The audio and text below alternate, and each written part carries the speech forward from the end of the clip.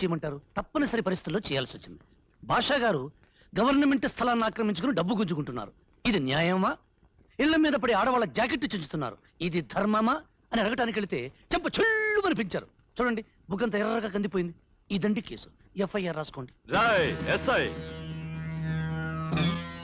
మిమ్మల్ని ఒరే అంటున్నాడు. మీ నాన్న, మీ అన్న, మీ బామర్దా లేక మీ వైఫ్ తరపా? మర్యాదగా భాషను వదిలిపెట్టు, లేకపోతే నీ అంతు చూస్తా. అబ్బో, పదవిలో ఉన్నవాడు, పదవిలో లేనివాడు, పాలిటిక్స్ లో తిరిగే ప్రతి బచ్చాగాడు, లుచ్చాగాడు ఇలా భయపెట్టబట్టే మన పోలీస్ డిపార్ట్మెంట్ వీక్ అయిపోయింది. మాజీ గారు, ఓడిపోయినంత మాత్రాన వీక్ అయిపోయిన అనుకోకు. సిగ్గు లేదు అలా మాట్లాడటానికి. ఎంఎల్ఏ అంటే అర్థం ఏమిటో తెలుసా నీకు? ఎం అంటే మంచిని, ఎల్ అంటే లాభం చూసుకోకుండా, ఏ అంటే అందరికీ పంచేవాడని. కానీ నువ్వేం చేస్తున్నావు? ఎం అంటే మర్డర్స్, ఎల్ అంటే లూటీస్, ఏ అంటే అర్హత ఉన్నవాడే ఎమ్మెల్యే అని మరుస్తున్నావు. శివాజీ,